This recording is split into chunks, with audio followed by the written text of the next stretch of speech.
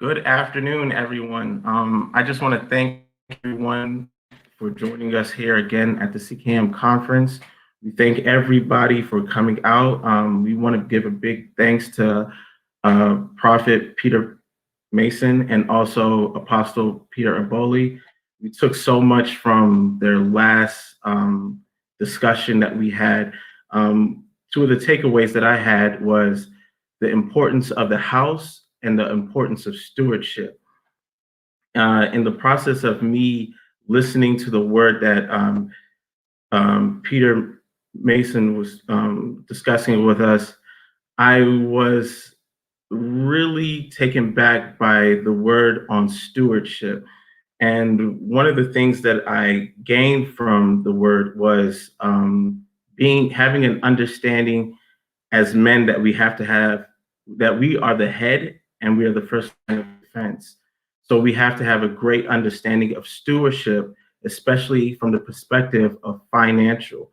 I want to share a word with you guys. I was looking at 1 Timothy 5:8, and it says, "But if any provide not for his own, and especially for those of his own house, he hath denied the faith and is worse than an infidel."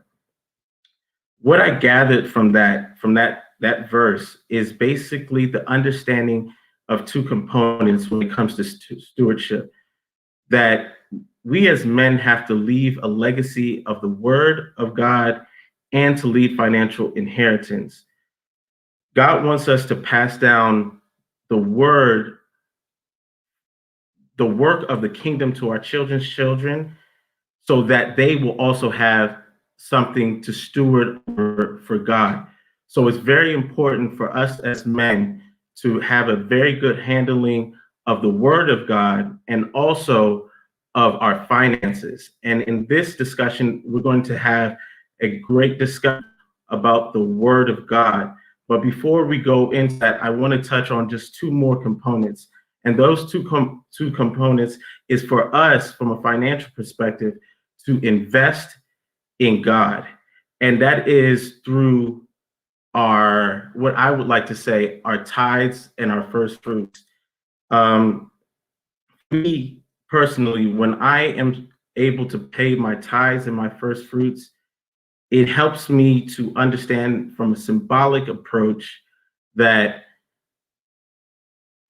I'm able to, from a symbolic perspective, that my life is not my own. So I want us to make sure that as we are discussing our finances and growing and becoming wealthy, that we also know that we are taking care of things financially from the standpoint of God. I would like to introduce Jamie Kage and Damala Bakare for us today. All right.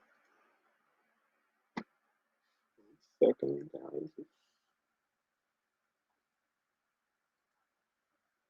All right.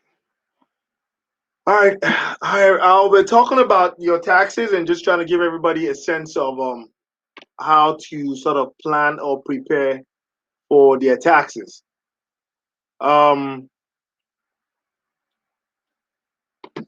That's 1 second. Oh, this is a PDF, so.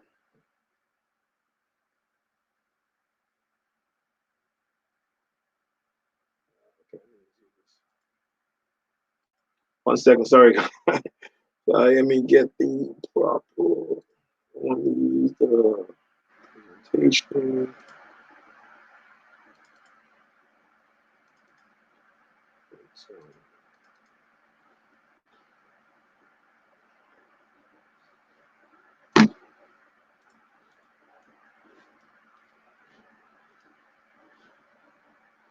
All right. Where's that?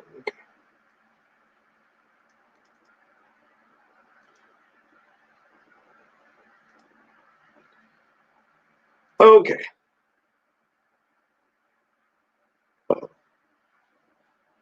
This is more like it. All right. Hope everybody can see my screen now. So yeah, we're going to be talking about your taxes in America. There are two sets of I like to say there are two sets of taxation in our country. It's the one for the informed, and the other is one for the uninformed. I think everybody knows me and knows a little bit about me over here. My undergrad is from Maryland, where I was a computer science major and a politics major. Then I have a law degree from Howard and Georgetown. I sit on the Maryland Tax Council, and as well as I'm an adjunct tax professor at Howard Law. Today I will be. I can see. I hope I can see. If anybody has questions, just keep them till the end, and we can go through them at that point in time. I just want to keep track, make sure I can see people's notes. Okay. All right. So today, well, I'll be talking about. I put my first topic as gloating, and that's because I want to follow up from my presentation the last time I spoke in church in October of 2018. And at that point in time, I told several guys, I told you guys to do certain things. And in 2020, a couple of those steps came to pass. So today we're going to talk about a little bit about, I'm going to gloat a little bit. We're going to talk about your 2020 tax rates, 2020 tax the deductions, personal strategies. I'm going to advise you to start a business, and I'm going to tell you about some tax credits that you should consider and take advantage, as well as Maryland tax credits. So in 2018, when I last spoke at such a similar event, I asked everybody, start a business, start a business, start a business, start a business. And the reason why I did that was because part of the American dream is working for yourself, but most importantly, by starting a business, you walk towards your self independence. And America works for those who have businesses. If you don't have a business in America, you are working for those who have businesses. And that came full blown during the COVID-19 pandemic. Now, those who had businesses, and when I mean start a business, I mean start a business the proper and the legit way, the American way. You do you form an entity, you have a payroll, you do everything right. And those who had a business, in at least from then, Donald Trump or this during the pandemic, they received loans. They received 30-year loans. For some received for 70K, some for 150, some for 650. They got loans for 30 years at 3% from the United States government. Nobody is ever going to give you a loan at 3%. Even the mortgages, most people's mortgages is over 3%. So that brought in my point of owning a business. Own a business, do it right, you just could not win. And if you had listened to Jimmy K back then, I'm sure you're smiling. If you don't own a business, okay, business is not for everybody. Business is not for everybody. Your money, if you have your money in the bank, other than your emergency funds, which the first for everybody, any money outside your emergency funds, your money should be working for you. For some, if you're a youngin, single man, no kids, no what's name, anything outside of $5,000, you should be investing your money. In 2018, I said that, and not only did I say that, I actually gave the church a couple of stocks to invest in. Just go buy some stocks at that point in time. And part of back then, I advised folks that what, if you didn't have an idea of what stocks to buy, you can buy Apple stocks, you can buy Facebook, you can buy MasterCard, you can buy Visa. And one of the golden rules I ask folks to use is any stock you buy, make sure you're using it every day. If you go through a day and you're not using a stock, or if you're not using a product of a stock you own, then that's problematic. And to help guys, I told you can do Apple, you can do Facebook, MasterCard, Visa. And for me, Those are stocks I use almost every day. I have an Apple phone. I mean, Samsung phones are great as well, but I have an Apple phone. Facebook, I use Facebook. MasterCard, the stock, and Amazon. I use Amazon every other day. And the reason why I say that it's important for you to use your stock is because once that product starts to have issues, once it starts to becoming a problematic stock, you will be among the first people to know because you would notice the decline in quality. Now, if you had listened to me in 2018 and you bought Apple stocks, your stocks will have been quadruple as we speak in 2 years. Back then, Apple stock was about 180 to 220.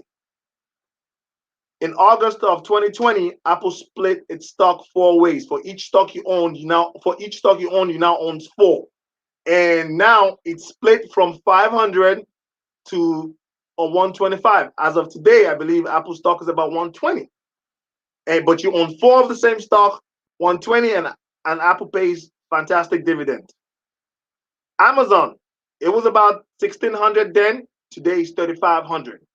So, again, I'm going to make the same advice. If you have money, and you have to define what is your emergency funds.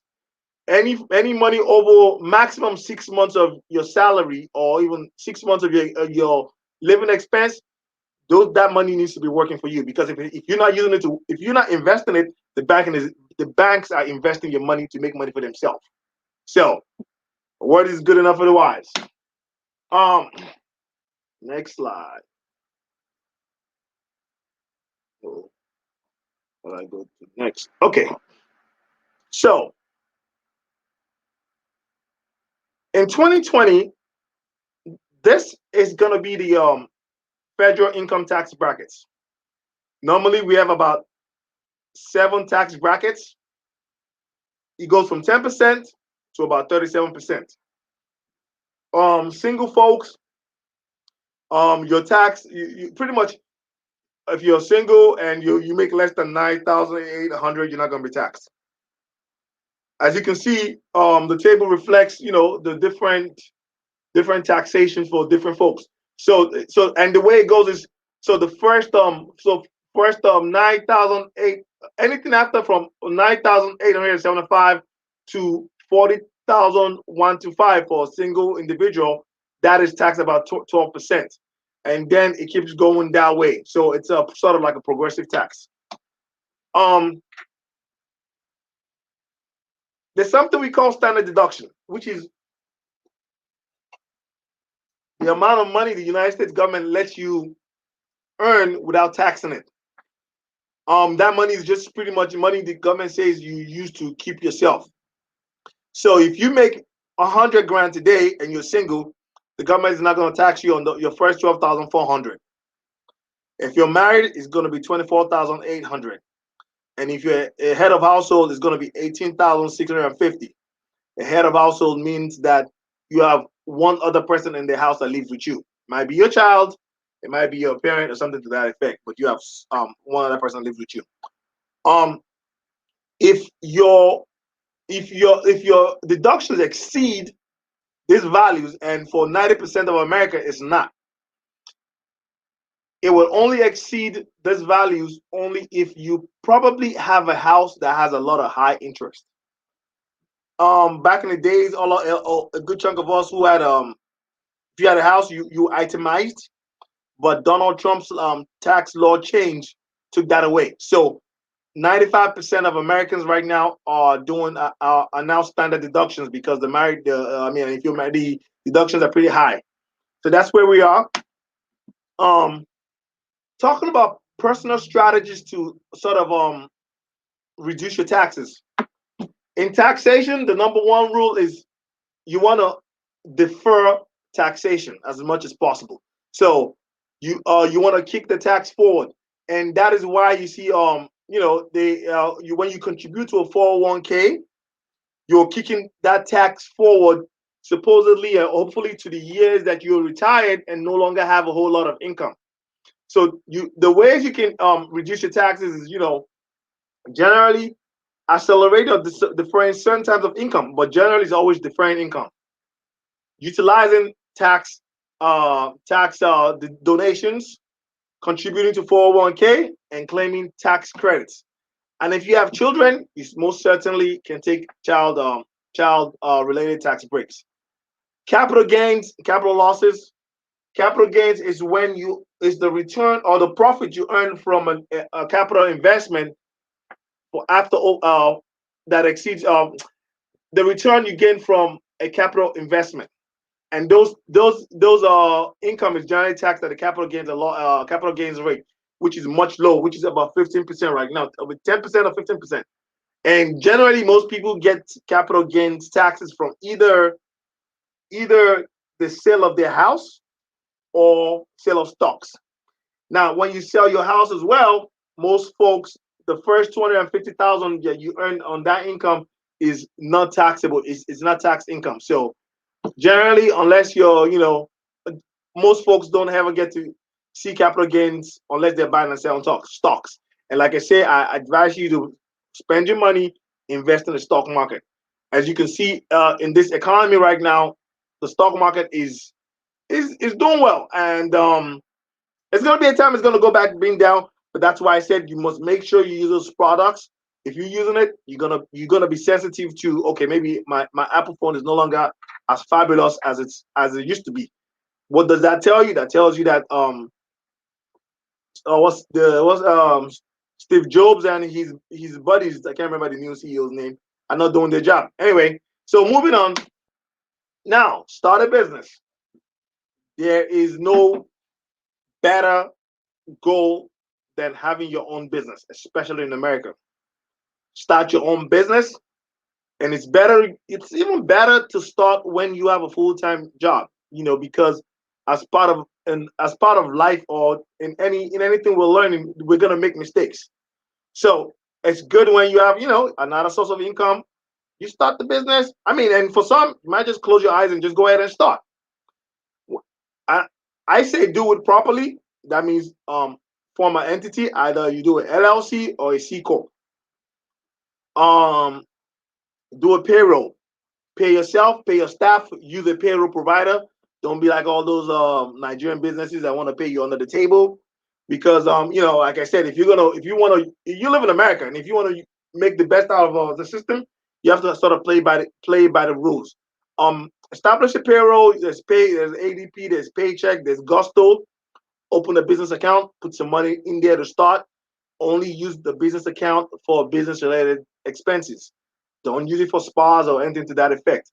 But I don't know what your business is. I don't know what business God has placed upon your mind, but just go ahead and start. The journey of 1,000 miles always starts with one baby step. And it's okay to fail. Because I don't see any entrepreneur you see today, trust me, it's not their first business adventure. Everybody learns, and you just don't let yourself stay down. So starting a business is great, and it's one of the best things you can do as an American. Remember, like I said, in America, if you don't own a business, you are working for those who own a business. Because right now, all the tax money you've been paying, a whole lot of folks got loans at 3%, and they're just buying homes right now. You hear that the housing market is hot. It's not hot for everybody. It's hot for the wealthy rich. So, and that's because the Donald Trump loans are in the system, and that part of the economy is cooking. Tax credits. So, what are tax credits? Tax credits are money, or is money that taxpayers can subtract from taxes owed. Unlike deductions and exemptions, which only reduce your taxable income, tax credit actually reduce the actual tax owed. So what does that mean? Tax credit is cash in hand. It's money in your hand. Whereas a tax deduction or exemption only reduces your taxable income. So what are the tax credits available? I mean, most of them come straight up. There's earned income tax credit for those that don't make too much. There's child and dependent care credit for those who have children. There's child tax credit and credits for other dependents for you, those who have people who live with them who are older than, I think, either 18 or something to that effect, but they live with you, so you get a $500 tax credit. And there's credit for the elderly or disabled, for caring for elderly or disabled. If you're a student or you have a student in your house, the United States government is going to give you up to $2,000 tax credit for sending that child to college. The lifetime learning credit is a deduction for those working professionals who are still going to school or who don't qualify for the American Opportunity Credit. The state of Maryland also gives tax credit. This is where you start to tell great tax preparers from the run of the mill. Now, in the state of Maryland tax credit, you have to apply for it. It doesn't come automatically to you. There's one called the homeowners property. Okay, let me take you guys through those. All right. So the Maryland homeowners property tax credit is a credit for real property tax for homeowners of all ages who qualify based on their income. So you must live there. You must have lived there for at least 6 months of the year. You have legal interest and you don't make over 60 grand. The state of Maryland gives at least, I think the tax rate it can be up to it's definitely over $1,000 depending on what your tax bill is. It's money on the table. If you qualify, if you make less than 60, there's no reason not to apply for it. Just Google Maryland homeowners property tax credit, and you go to the portal, or you can reach out to me. I'll let you know how to apply for it. The Maryland renters tax credit. This is the state of Maryland will give you up to $1,000 every year if you pay rent. Ain't that fabulous? I wish I knew this back in the days. You must be legally responsible for the rent. You must provide a copy of your lease, proof that you are the one paying the rent. You must have lived in the property for over 6 months in the last calendar year, and it's not restricted. Even if you live in a what they call a mobile home, they'll still give you the money. And what does it also tell you? If you are subleasing, you still qualify. There's nothing. The only thing is you can't be leasing from a public housing authority or an exempt organization, a nonprofit. And you must have you and your spouse and your co-tenant have a net worth less than 200K. It's $1,000 a year. It's money on the table you can always use. The Maryland Student Loan Tax Credit. This is another tax credit that exists. The state of Maryland will give you up to $1,000. I have utilized this tax credit. I get it free $1,000. And if you don't owe Maryland any money, they will give you. So let's say you're supposed to get a refund for $1,500, and you apply for this credit. You instead of getting $1,500, you get $2,500. How do you apply? Or what are the requirements for the tax credit? File Maryland state income taxes. You have incurred over at least $20,000 in student loans. You have at least $5,000 outstanding in your student loans. You you complete and submit an application to the Maryland Higher Education before September 15th of each year, and submit all the documents they require. I always file this for my clients. They get that. I mean, the ones that qualify, $1,000 sometimes is even higher than that. So I got $1,000 for 2 years. So, and this brings me to the end of my presentation. If anybody has a question, I'll be willing to take some questions. And let me stop sharing. So,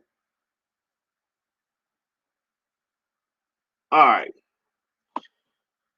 So, all right. So in that case, I'm gonna hand over to Demola Bakare, who's gonna talk about other parts of the financial game. Thank you.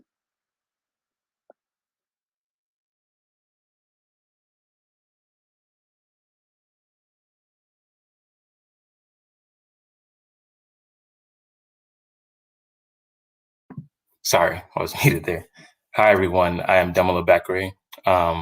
I am one of the members of the CKM ministry and actually a member of the exec board as well.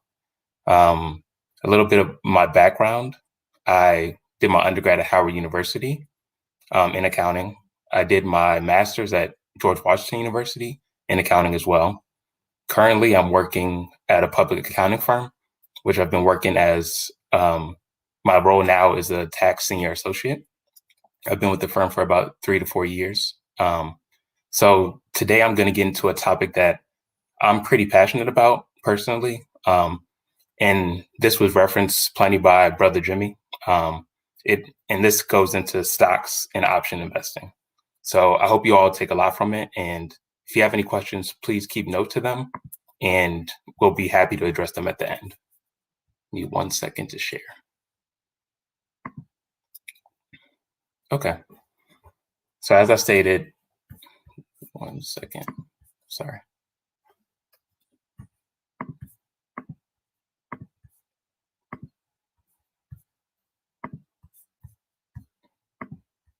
Okay.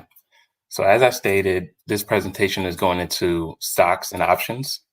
On our agenda today, for stock investing, we'll be talking about giving a brief overview of stock investing, how you determine the value of a stock, factors that affect the stock value, and also ways to invest in stocks. For options trading, we'll give an overview of that as well. We'll break down the factors of an option contract. We'll discuss what out of the money versus in the money options mean, and then we'll discuss on deciding on which options to trade. Okay, so for stock investing, I'm sure that many of us on the line at least kind of know what a stock is, but for those who may not, a stock investment pretty much is you owning a portion of a specific company. So as Bro Jimmy stated in his presentation, he advised us when he had his last presentation to buy Apple or to buy Facebook. So when you buy a stock or a share of a company, you are buying a portion of the company and you own a part of it. Owning a share of a stock gives you certain rights. So let's say the company has a shareholder meeting coming up and they want to decide on, should we continue to use this company as our auditor for our financial statements? They will send you out an email, depending on whichever broker that you're using, and they'll make sure that you are able to vote on that decision for the company. You can purchase stocks in many industries in the market. So you can purchase stocks in technology, which is always a hot area of the market. Financial, it's been kind of going through some things at the moment with the economy and us being in somewhat of a recession at the moment. Energy as well, pharmaceuticals, the list goes on.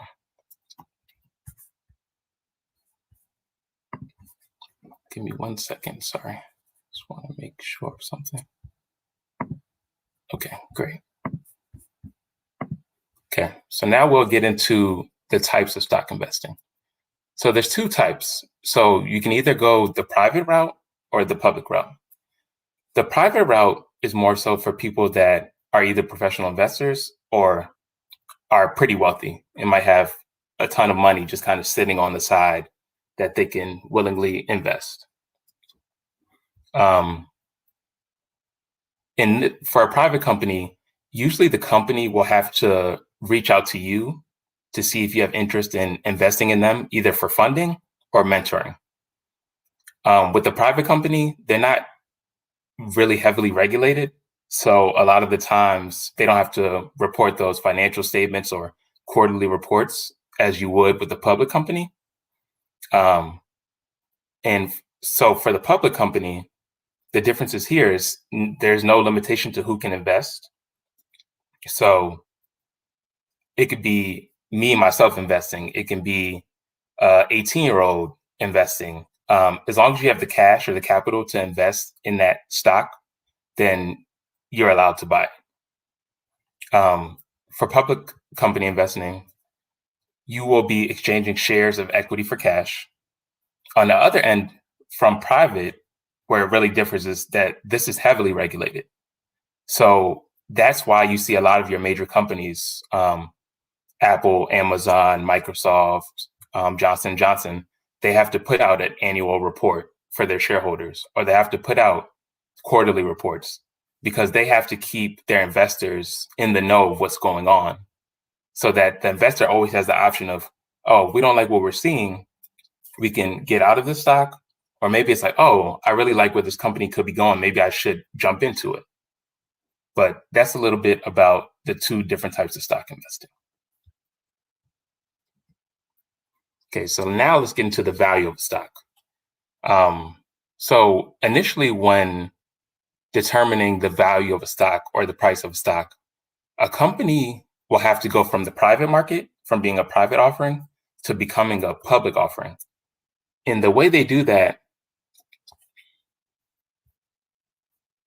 one second.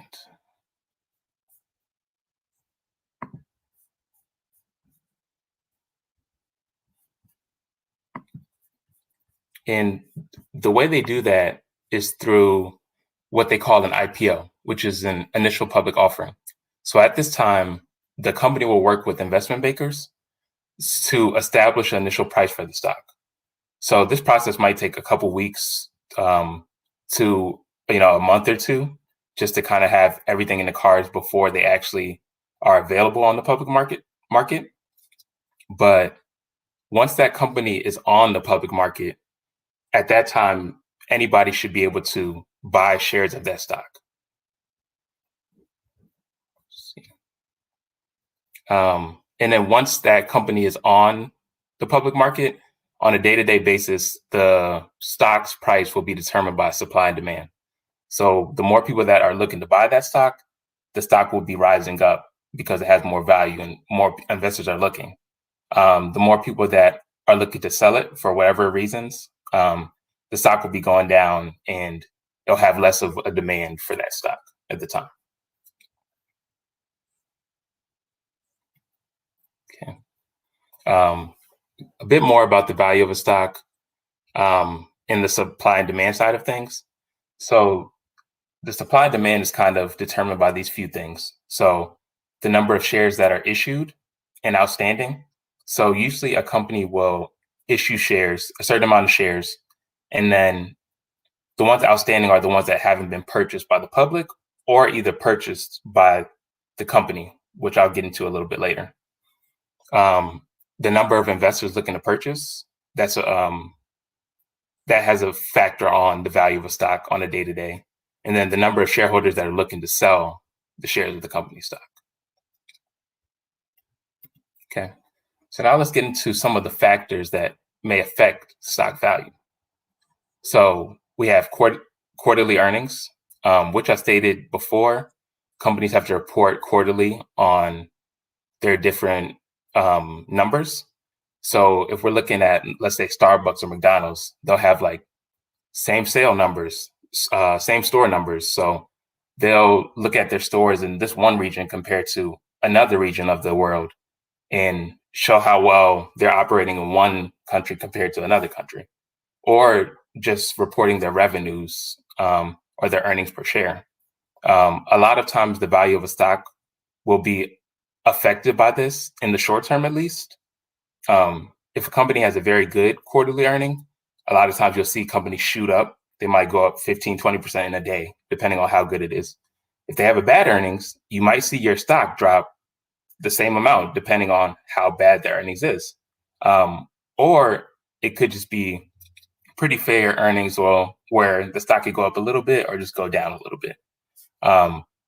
But in those times, I want to encourage you, as you own stocks, if you are confident in that you picked, don't just shed the stock right away. I say hold on to it, because just because that quarter may have not been the greatest, it is possible that they could bounce back with a strong quarter next and the stock goes running right back up.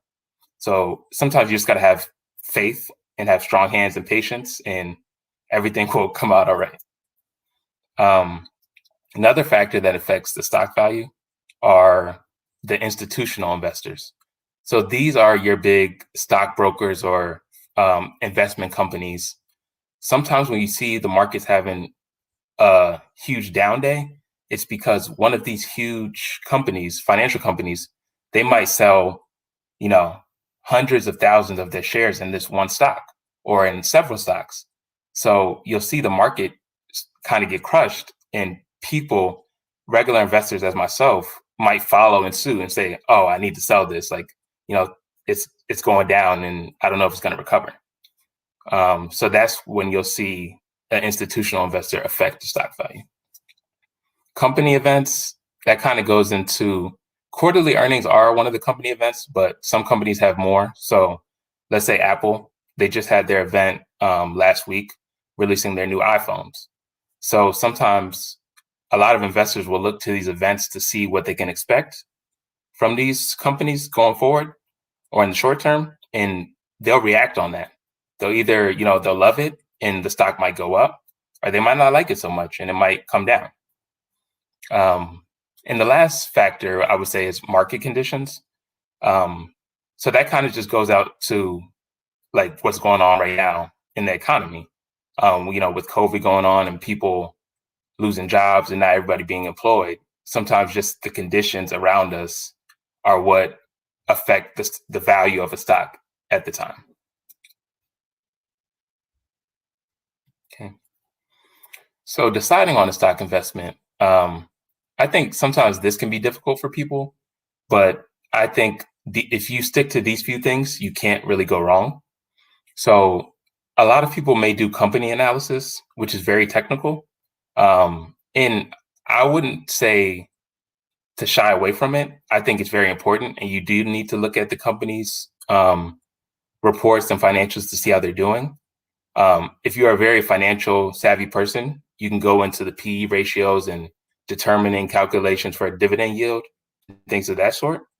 I know everybody is not in that realm of things. So I think these other three might be applicable for all of us. So familiarity, as Bro Jimmy stated earlier, invest in things that you use or are very familiar with. He made mention to the iPhone. Tons of people own iPhones. Tons of people own Apple products in general, Macs, iPads, the headphones as well. So with something like that, you feel confident owning that because you're like, everywhere you go, you see it. It's a big company and they're doing great. Another thing I would say to key in on is the daily news. So you want to make sure you're paying attention to the news on a day-to-day. Me personally, I watch CNBC on an everyday basis. That's how I find out about when companies are having mergers, when companies are on the verge of bankruptcy, when companies came out with a new product. If you really want to make a splash in the stock market, you want to make sure you're keen with the news that's coming in on a day-to-day, because you miss one report, you miss all this string of news, and that investment you have, they could have a bunch of bad news. You're not paying attention. You're thinking your stock value or your stock is so good. Next time you come to check your portfolio, it could be down. So you just want to make sure you're paying attention to what's going on a day-to-day and not just kind of buying a stock and just throwing it to the side and not thinking about it. The last thing I'd advise is industry research. So in certain industries, you know who the power players are. When it comes to online goods, just buying things online, you know that Amazon is one of the leaders, or probably the leader, I'm pretty sure, at the moment. Or if it comes to entertainment, stocks like Netflix and even Roku have been big at this time because everybody's staying at home. People are cord cutting and not really using cable as much. So industry research is big in determining a stock you want to invest in as well. Okay, here's just a little bit more. I kind of already dug into a bit, but so the fundamental analysis is kind of the things I mentioned, where looking into the company's reports, the conditions of the economy, just looking at the different industries. Technical analysis, that's getting into the actual stock charts, the charts for a company, looking at moving averages and ranges. I don't want to get too deep into that for this presentation because it can kind of be confusing at times, but that's just something for you to consider. Okay, a couple ways to invest in stocks. So you can either go about it by having a stockbroker or account manager, which is someone who you're paying money to pick these stocks to invest in for you. Likely, a lot of times it'll be someone from like one of these well-known financial management companies, or maybe you know somebody that has been in the business for years and that you're comfortable using. But for that, you'll have to pay a fee to the broker for doing those services. You can also invest in mutual funds. So a lot of these are some of the companies you'll hear about, or maybe you have your 401k in through your companies. So it could be, let's say, Vanguard, for instance, or T. Rowe Price, et cetera. For these, what a mutual fund does is they'll take stocks all in like a related industry, or that have commonalities with each other, and you'll be able to buy into that mutual fund that holds all these different types of stocks. So if we're talking about technology, we'll have Apple, Microsoft, Facebook. This mutual fund will hold all of those shares, and you will just buy the mutual fund that holds these shares. So if technology is doing great for the year, your investment in this mutual fund will be going up for the year based on how all these individual stocks are doing, which is a little less risky. And that works for some people. My personal way of investing, in which I want to encourage more so, is investing in individual stocks. So it takes a little bit more work. You do have to go and look at the company's websites, look at their financials, see how much people are using it, or how much people love it, or they may not love it. But I think it's very beneficial. If you are able to pick those right stocks, you can definitely see great gain come from those. Personally, I've seen it even this year. The market took a hit in March, but at a time where people are going kind of, helter-skelter and like not knowing what to do, that's when I started buying more. And I've had stocks that I bought at $40 in March, and right now they're sitting at like $190. And I was able to buy a number of shares because it's $40. And then now I'm seeing that return. I'm personally going to hold on to them just because that's how I invest. But at that time, you could sell it. You'll get your gain from that. You will have to pay taxes based on your bracket, but that's still gain. That's still income or money that you may have not had if you didn't invest it in these stocks. So on to the next slide. Okay, so here are a couple stock investing platforms. The ones that I'm personally familiar with are more so TD Ameritrade and Robinhood. I've heard pretty good things about most of these. I personally think TD, and they also have a very good platform for if you want to analyze the charts of a company. I believe out of all these platforms on the list, the only one that may have a commission fee for stock trading is Interactive Brokers. But the other ones, I'm almost 100% sure that they're commission free. So if that helps at all, I just wanted to throw that in there. Okay. So now we will move on to options trading. Okay. So what is an option? So I know many of you have probably heard of stocks and have dealt with stocks, whether it's been small or, a ton. But for options, I know this may be new to many of us. So an option contract basically gives you the right to buy or sell a stock at a set price on or before a certain date. So, for example, you might not want to own, let's say, McDonald's stock, but you might think, oh, in the short term, I think this stock can go up $10. So if McDonald's is at $120 right now, and you think in 2 months, McDonald's will go up to $130, you can go into the market using one of the platforms that you would trade on, and you could buy an options contract for McDonald's to go to $130 by whichever date.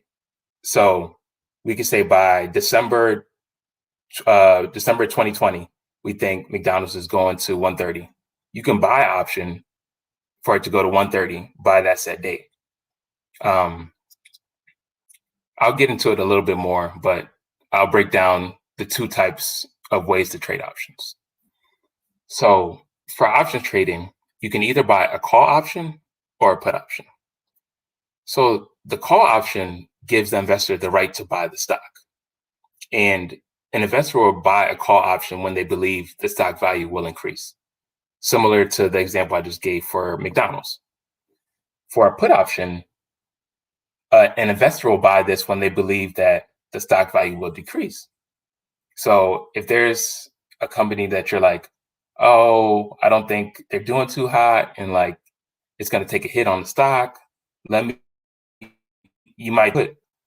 So if it does go down, then you could potentially profit off of that. I'll get into more detail. So here's a bit of a breakdown of an option contract. So each option contract represents 100 shares of the company's stock. Each contract will have a premium that the investor will pay, and that premium is dependent on a couple things. So it's dependent on the volume of the stock, which means how many people are trading that stock or looking to buy it or sell it, the stock price at the time, the open interest, which correlates with who's looking to buy it at the time, and the volatility that the stock usually has. Each contract will also have a strike price. So as I mentioned in my McDonald's example, you think that McDonald's is going to go up $10. So that strike price from McDonald's being at 120 at the moment, your strike price will be 130 for your option contract. And the last component of an option contract is the expiration date. So using that same example, if we have McDonald's and we have the stock is currently at 120, we want to buy an option and we think it's going to go up $10 within the next 2 months, anytime within the next 2 months. So we buy an 130 call option, $130 strike price call option on McDonald's to expire, let's say on December 21st, 2020.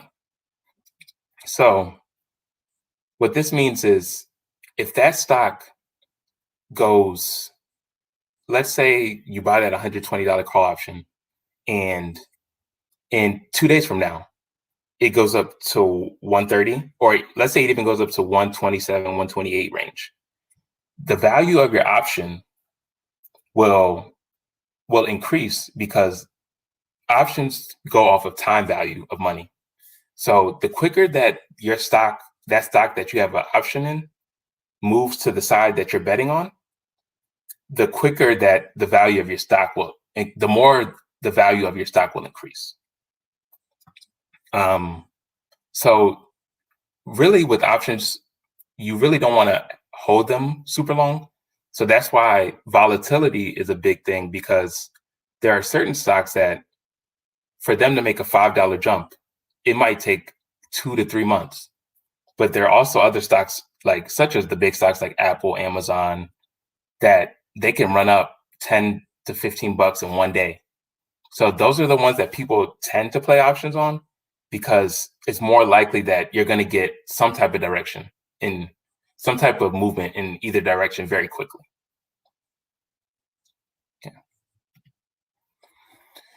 Okay, so a little bit more here about the breakdown.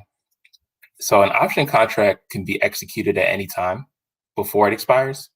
So as I kind of was just stating, if you buy that McDonald's 120 contract to expire 2 months from now, a day from when you buy it or 2 days from when you buy it, it goes up $5. Let's say now you're up $100, $100.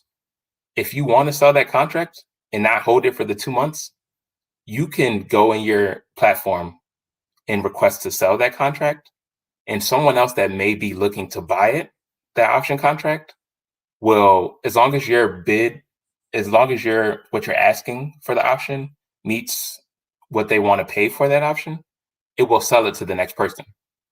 And then that money is yours. You realize that gain. Again, the same thing with stocks. Once you sell an option, you will have taxes to pay on it. And unfortunately for options, you don't get the long-term benefit.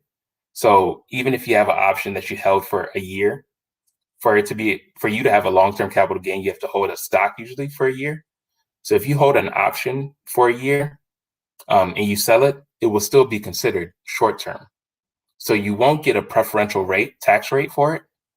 I mean, you still will get the gain, which could be pretty decent money.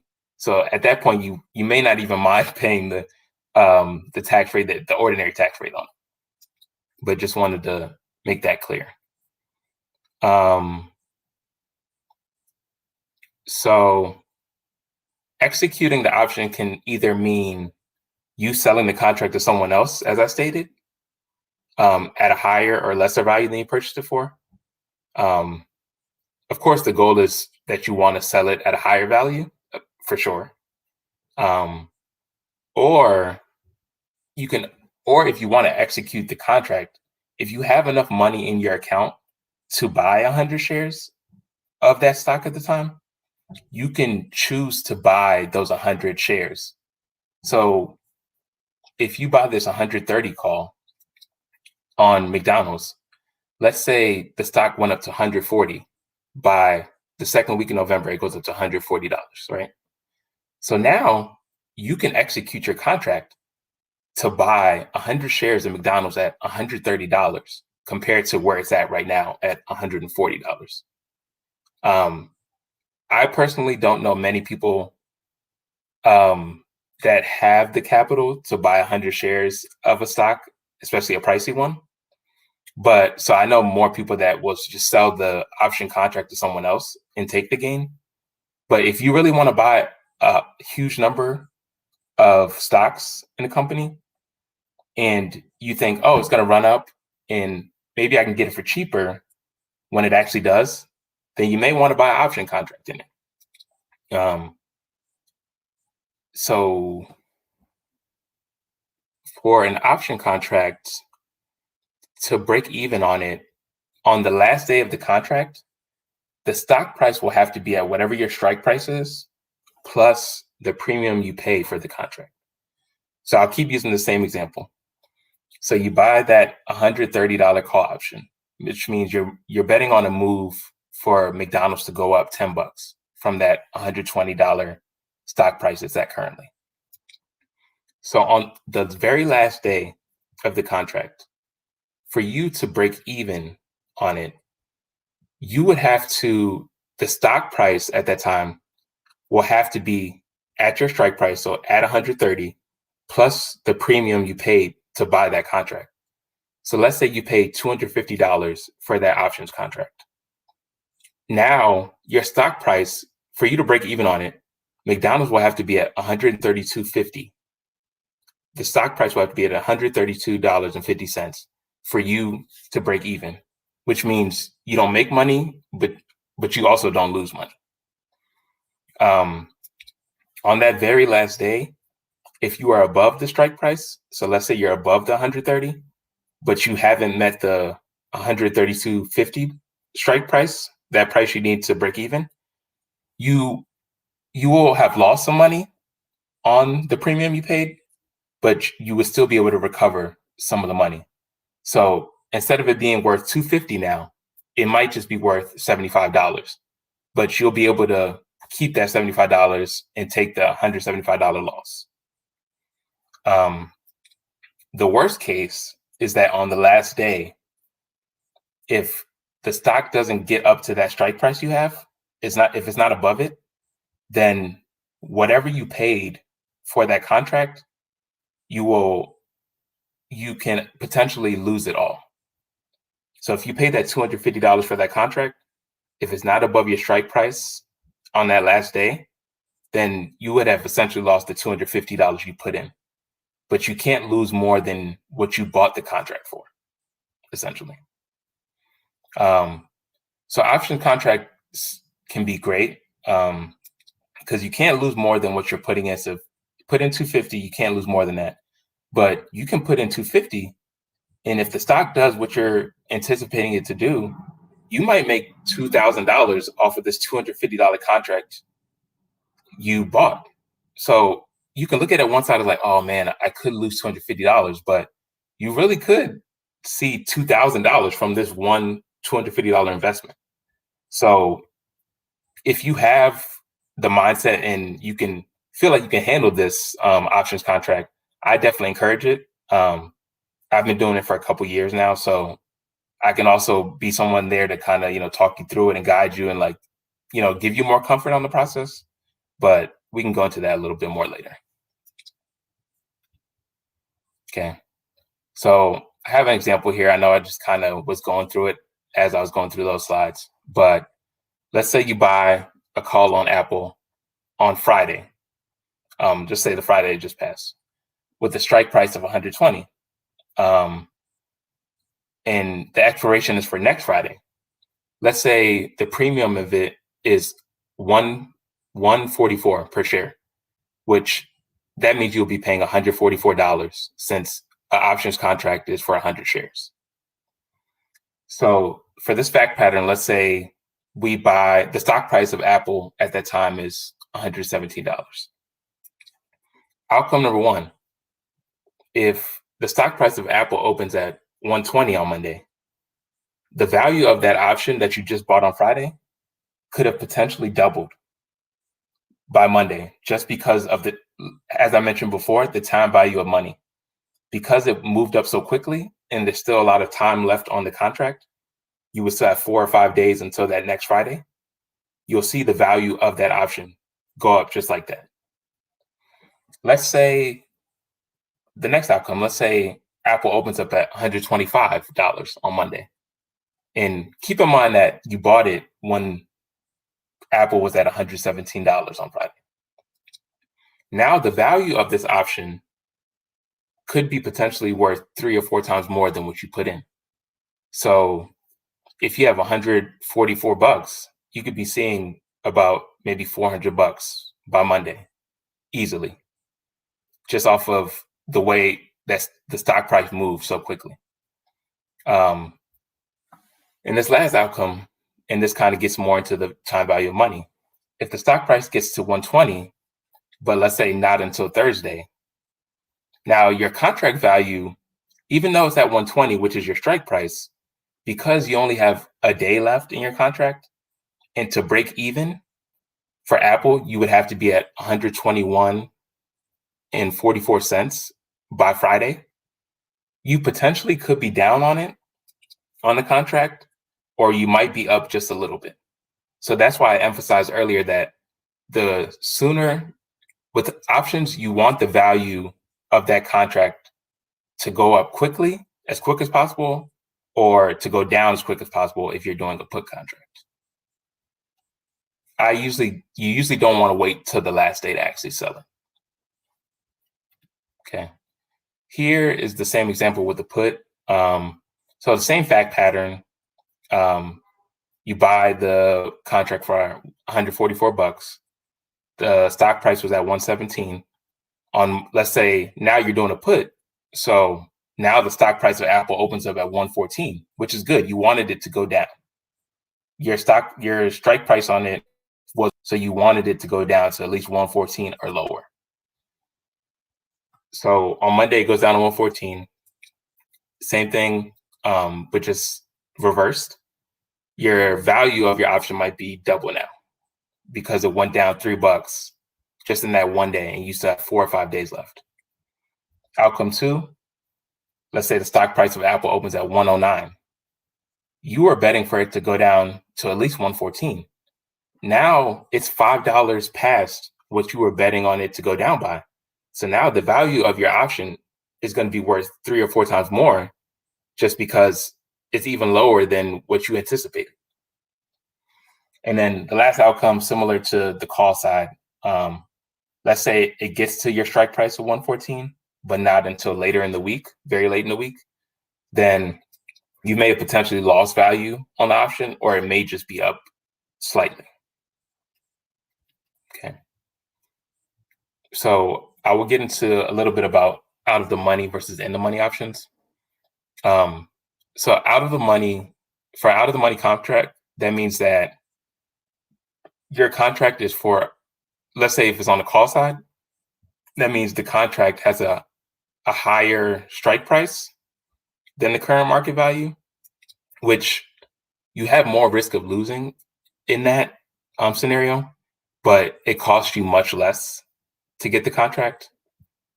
For the put side of things, for out of the money contract, that means the strike price that you're buying that option on is much lower than what the current market value is, which again, you have more risk of losing money, but you won't pay as much for the contract.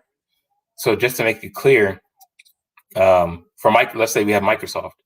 If Microsoft is currently at 120 and you get an option for it to for next Friday, to expire next Friday, for Microsoft to go down to at least 110 or lower, you might just pay like $50 for the contract, because the likeliness of the stock going down $10 in that time frame is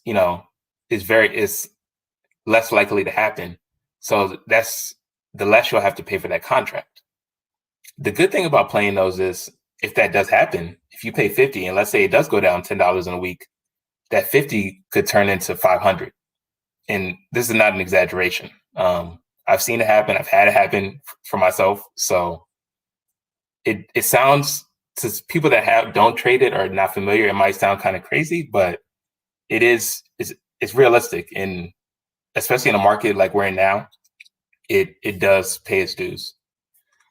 On the in the money side, an option contract with a strike price that is lower than the current market value, if we're talking about calls, there's less risk of losing money there, but you'll be paying much more for the contract. So for this, let's say we have a Starbucks option. Starbucks is worth, let's say, $90. We buy a call option on Starbucks at $88. That means we're already, our option contract is already in the money. Like, the stock is already at 90 and we're buying an 88 call. That means the stock is already where you need it to be. The more it goes up, the value of your option will still continue to go up. But let's say Starbucks goes down, then you'll see that the premium on that contract will go down very quickly, because you are already very close to the current strike price, the current stock price for that stock. Same thing for the in the money put option. That's when you're buying the option contract for a strike price that is higher than the current market value of the security. So we'll use Starbucks again.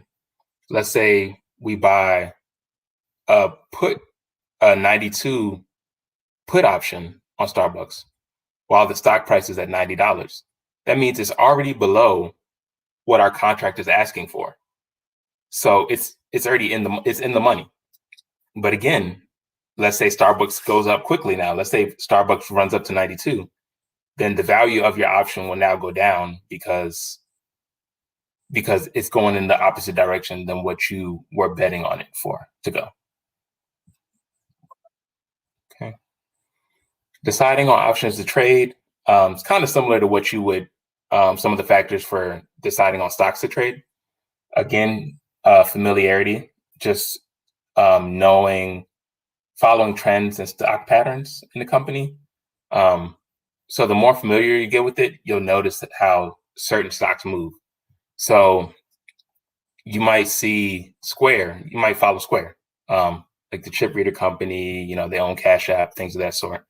You might see, okay, every time after they have earnings, their stock goes down like 5%. Then the next day shoots right back up. And on that example, I'm actually speaking from experience. Every time for Square, as much as I follow it, after earnings, most times it'll go down. It'll drop down. Next day, people will be right back in the morning, shooting back up. So you might wait to buy an option the next day after the earnings report for it to go up. And if it goes back up that $5, you just made a quick, $200, $300 possibly. And, you're content. You're good with that. Another factor is just the daily news, keeping up on developments, the same thing that we kind of talked about with stocks. If a company comes out saying they're going into bankruptcy, most likely you know that stock is probably going to go down that day, or investors might be selling that stock a lot. So you might think, oh, let me buy a put option because people are definitely going to be selling this. The last one I would say is technical analysis, which I know some people that do this and they do very well with this.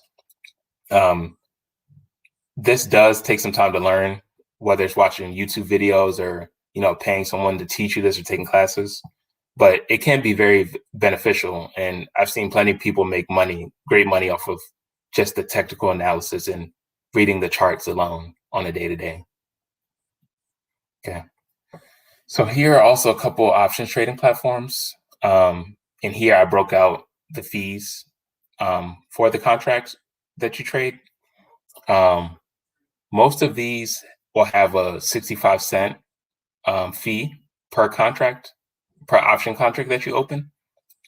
I know personally that Robinhood doesn't charge a commission fee on their contracts. And I also know that Webull doesn't. Webull is kind of still smaller and it's one of the newer platforms similar to Robinhood. I haven't used it, but I know a lot of people like to use that for options trading as well. Okay, so with that said, I just want to say thank you for everyone attending and joining. I hope you took a lot out of this. I do have my contact information here. Feel free to take a picture of it, jot it down. Send me a text, give me a call, send me an email, and I can always be there to help you. So now we want to open it up for questions. Let me, 1 second.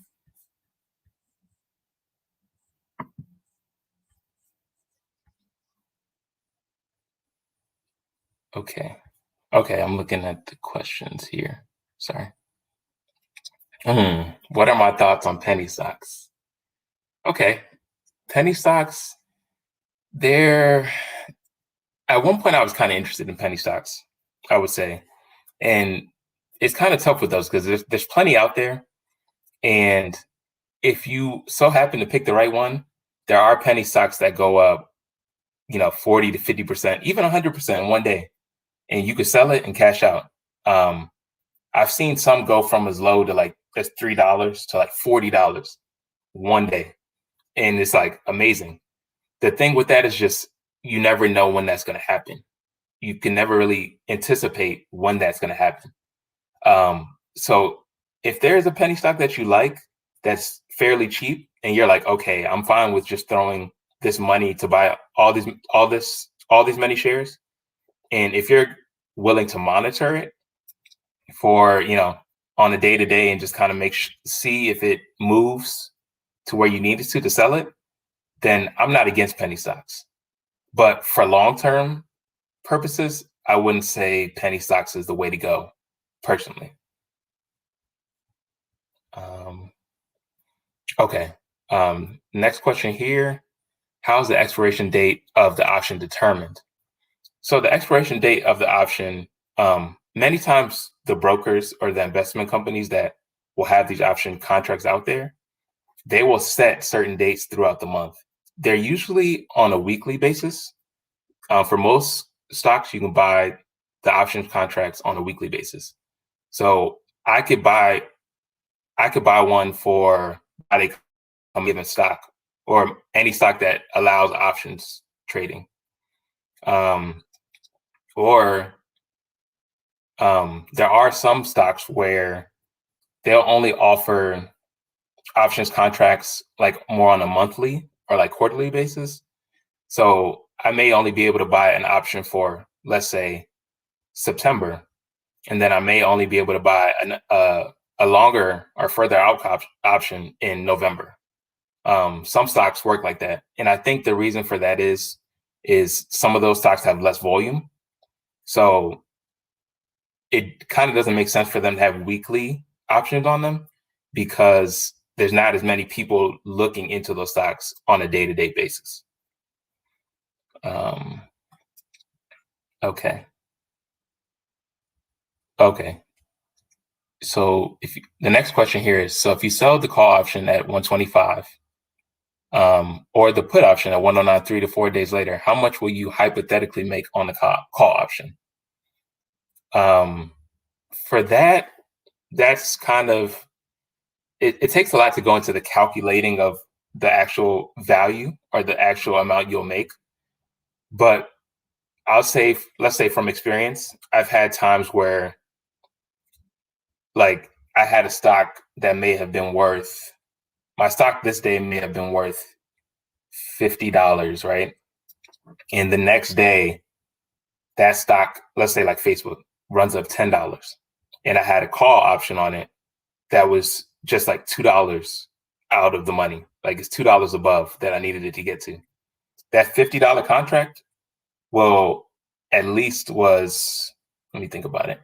That $50 contract would now be at least in the 400 to 500 range. And I might even be downplaying it, depending on how much time is left on your contract. So I think the big thing for that question there is it depends on how much time you have on your options contract. If you sell that call option at 125, like in that Apple example, let's say your strike price is 120 and you bought it when the stock was at 117. But let's say your options contract was for 2 months out. So you said it would get to 120 2 months from now. If it's at 125 now, you might be up $1,000 on it easily. You could be up $1,000 on it. And that's because Apple is such a big stock. It has a lot of volume on a day-to-day. And the possibility that that stock could keep running up, that's why the value of your option will be that much higher, just from a one-day jump of $10 when you have a 2 months option contract on it.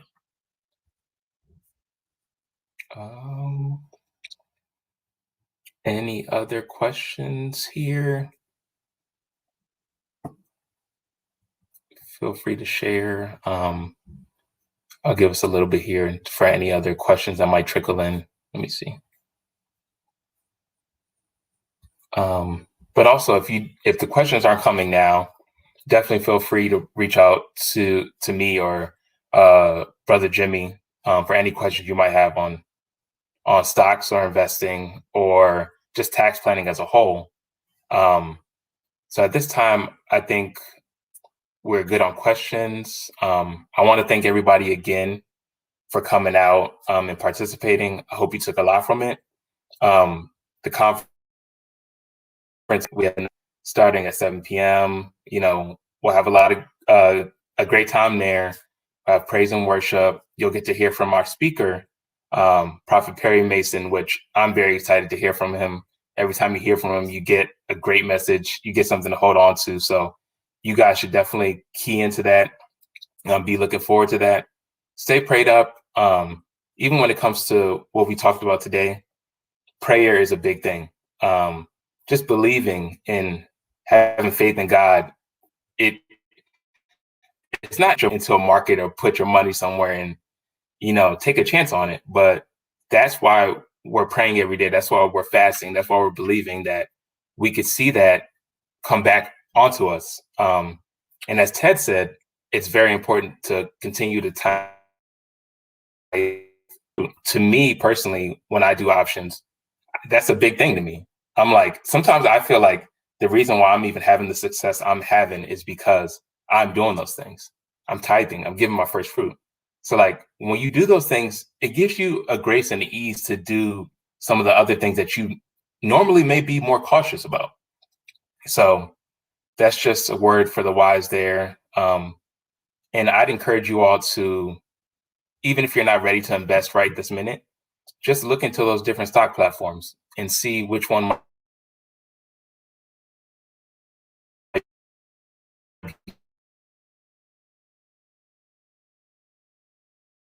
for you.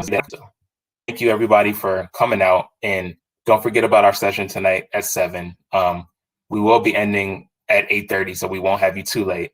But please key in, and I hope you enjoy the rest of the conference. We'll also have our service on Sunday, so you can join us if you're local in the sanctuary, or you can stream it live on YouTube. Thank you, everyone.